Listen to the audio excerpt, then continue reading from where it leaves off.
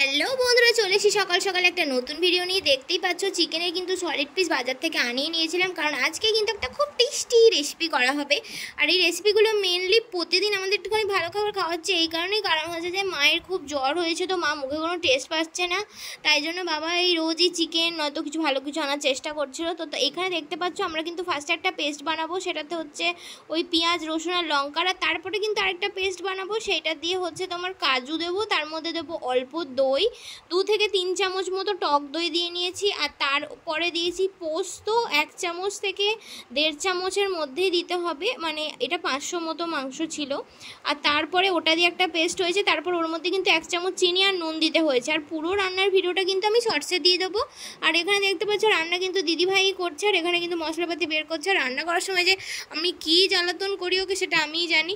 আর এই ভিডিও করার চক্করে প্রচণ্ড পরিমাণে গরম করে যখন রান্না করে থাকি, কারণ এমনি তোমরা জানো গ্যাসের সামনে কত গরম করে, তারপরে আবার এই সব। তারপরে হচ্ছে যে এর মধ্যে কিন্তু ওই গ্রেভিটাকে পুরো বানানোর পর ওর মধ্যে কিন্তু দিয়ে দিয়েছিলাম গরম মশলা। আর এখানে কিন্তু আমি দিদিভাইকে একটু আরাম করে দিচ্ছিলাম।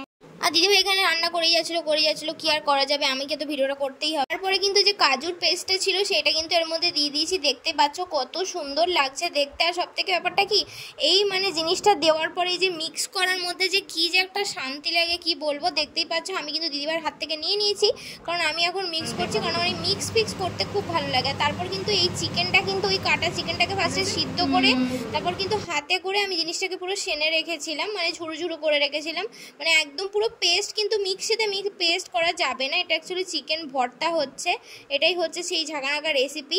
আর তারপরে কিন্তু শেষে কিন্তু আমি দিয়ে দিয়েছিলাম কাঁচা লঙ্কা, কারণ ঝাল একদমই লাগছিল না। আর গোলমরিচগুলো দিতে পারছিলাম না, কারণ হচ্ছে টেস্টটা নষ্ট হয়ে যাবে। আর তারপরে কিন্তু ডিম দিয়ে নিয়েছি 2টো, কারণ ডিম 2টোই ছিল বাড়িতে, আর শেষ হয়ে গেছিলো, থাকলে আর একটু দিতাম, আরও বেশি খেতে ভালো লাগতো। তোমরা কিন্তু চাইলে আরও ডিম দিতে পারো, কারণ যার যেটা পার্সোনাল চয়েস। তাই আমি ডিমগুলো দেখছি হাতের মধ্যে কুচি করে নিয়েছি। ছুরিটা যদিও বেশি ধার ছিল না, তাই ভালো, নাহলে দেখতাম হাতটাও ডিমের সাথে কেটে পড়ে গেছে।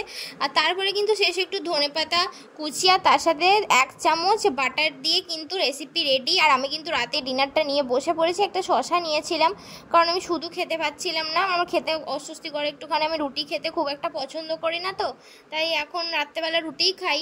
তো ভাত খেলে যেহেতু অস্বস্তি করে, তাই জন্য ভাতের মানে ইয়ের হিসাবে আমি ওটাকে শসাটাকে রেখেছি। কি একটা শব্দ বলে আমি ভুলে গেছি, যাই হোক ছোটো মানুষ অত। ওই দিনই দুপুরবেলা কিন্তু দিদিভাই চলে গেছিলো বড় পিসুনির বাড়ি, বড় পিসুনির জন্য একটু নিয়ে গেছিলো। আর বড় পিসুনি কিন্তু 2 পিস ইলিশ মাছ, তারপর অনেক কটা ফল, আর তার সাথে 2টো চিকেন রোল আর একটা টোস্ট দিয়েছিল খাওয়ার জন্য। আর দিদিভাই ওখান থেকে চিকেন রোল খেয়ে এসেছিলো, আর অনেক টেস্টি ছিল। যাই হোক, সেদিন তো আর আমার রোল খাওয়া হলো না, কারণ আমি তো খেয়ে নিয়েছিলাম। আর পরের দিন দেখছি দুপুরবেলা আমি ঘুম থেকে উঠে আবার দেখছি মাটন হয়েছে। ঠিক আছে, তোমার মাটনের আলুগুলো আলাদা করে রাখা ছিল, পরে দেওয়া হবে বললেন। আমি কিন্তু বসে পড়েছি ভাত নিয়ে। ফার্স্টে কিন্তু মা উচ্ছে আলুর একটা মানে কি তরকারি করেছিল, তার সাথে আবার উচ্ছে ভাজা করেছিল, তো ওই দুটো একসাথে মিশিয়েই আমি খাচ্ছিলাম। আমি জানি মাংস থাকলে তার আগে আমার কিছুই খেতে ভালো লাগে না, কিন্তু খেতে হবে, কি আর করা যাবে, নষ্ট করলেই তো দোষ। বেশিরভাগ সময় আসলে মা ভাবে যে আমি হয়তো জমি দিয়ে খাবারগুলো ছুঁড়ে ফেলে দিই। আসলে ব্যাপারটা হচ্ছে আমি জমি দিয়ে ছুরি ফেলি তখনই, যখন ওটার মানে কোনো শাকের ভেরিয়েশন থাকে, তখন যদি দেখি ভালো হয় না খেতে, তখন আমি ফেলে দিই। 1-2বার মায়ের কাছে ধরা পড়েছি বলে মা সবসময় ভাবে যে আমি খাই না। আর ভাত মেখেই মাটন খাওয়ার মধ্যে যে কী একটা শান্তি আছে কি বোঝাই। তারপরে আমার মাটনটা একটু কম লাগছিলো, তো আমি মাকে বললাম যে দেখো মা, আমাকে মাটন দেয়নি কেউ, 2 পিস দিয়েছে মনে হয়, দিয়ে তারপরে মা আবার আমাকে মাটন দিয়েছিলো 2টো, তো সেটাই খাচ্ছিলাম। আর আমাদের কিন্তু মানে খুব মানে সেই কি বলে না, সেই খুব চর্বিওয়ালা যে মাটনগুলো হয় সেগুলো কিন্তু আনা হয় না। আর বিকালবেলা আমি আর মধ্যে একবার বেরিয়ে পড়েছিলাম, একটা জায়গায় যাচ্ছিলাম, এখন আর ট্রেনে বসে ওর মজা ওড়াচ্ছিলাম। আর ও বলছিল কি একটা কথা আমি নিজেই ভুলে গেছি, ও বলছিল যে বন্ধুর জন্য ভালোবেসে তো একটু লিপস্টিক আনতে পারিস। আমি তাই বললাম আমি তোকে চুমু দিয়ে দিচ্ছি, তারপর ও দুঃখ পেলো মনে। আর এখানে দেখতে পাচ্ছ ট্রেনটাও আমাদের সামনে দিয়ে চলে যাচ্ছিল, আর আমরা কিন্তু 5টা 25 ট্রেনে যাচ্ছি। 5টা 25 ট্রেনটা মোটামুটি ভালোই ভিড় থাকে, এই দিনও তাও ঠিকঠাক ছিল, মাঝে মাঝে একদিন এত ভিড় হয় বাপরে। আর তারপরে কিন্তু অনেক দিন আমরা এই রেল কলোনির কালীবাড়িটার ওখানে যাইনি, তো ওইখানে সামনে দিয়ে যেহেতু যাচ্ছিলাম মোড়ে, তাই জন্য ওখানে গিয়ে একটু প্রণাম করে নিই, ঠাকুরটা কিন্তু অনেক জাগ্রত। আর তারপরে কিন্তু ওখানে কেকের দোকানে গিয়ে দেখতে পাচ্ছ কত কেক টেক রয়েছে, যদিও ওখান থেকে কিন্তু কেক কিনে নি, কিছু কুকিজ কেনার ছিল দিদিভাইয়ের দরকারের জন্য। আর তারপরে কিন্তু আসার সময় আমাকে আকাশ কিন্তু নিয়ে গেছিলো ভুট্টা খাওয়াতে। আর ও সত্যি করে আমাকে বলছিল যে ভুট্টাগুলো তুই খেয়ে দেখবি, যখন যখন ভুট্টাগুলো পোড়াচ্ছিল আমি তখনও বিশ্বাস করিনি, ঠিক আছে। আমি ওয়েট করছিলাম, আমি ভাবছিলাম যে ভুট্টা তো সেই শক্ত খেয়ে মুখ পচে গেল, বাপরে বাপ। আর আমার না শক্ত ভুট্টা খেতে না খুব কষ্ট হয়, মানে আর নরম ভুট্টাগুলো যে কি ভালো লাগে খেতে, মানে আমি না খেলে সত্যি আসলেই জানতে পারতাম না।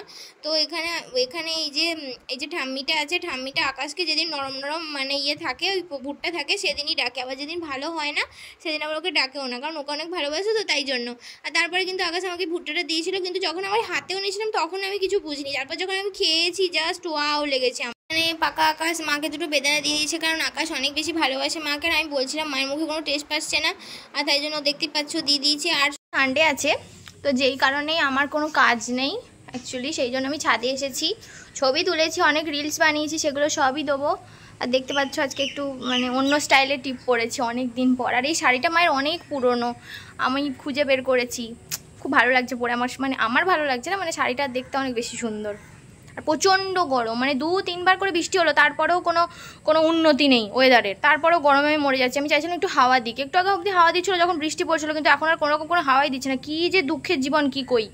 তা ঠিক এই রকম, ঠিক আছে, মানে পুরো দারুণ হয়ে আছে ওয়েদারটা, কিন্তু একটাই প্রবলেম, হাওয়া দিচ্ছে না, এটা হচ্ছে সব থেকে বড় প্রবলেম। মানে সব দিক থেকে সুন্দর, দেখো তোমাদেরকে দেখাই তাহলেই বুঝতে পারবে যে কতটা সুন্দর লাগছে, পুরো গার্ডেন হয়ে আছে ব্যাপারটা। আমার পার্সোনাল ফটোগ্রাফারকে আমি নিয়ে যাচ্ছি এখন নিচে, কারণ আমার হয়ে গেছে সব কিছু কমপ্লিট, কিন্তু প্রচণ্ড পরিমাণে গরম করছে, প্রচণ্ড। আজকে ভুলভাল সাজার কারণ হচ্ছিল অনেকদিন ছবি ভিডিও কিছু ছাড়েনি, সেই কারণে। তারপর চান করে আসার পরে যে কী যে শান্তি লাগছিল কি কই তোমাদের সবাইকে। আর ভিডিও ভালো লেগে থাকলে অবশ্যই লাইক চ্যানেল সাবস্ক্রাইব করে দিও। Thank you for watching.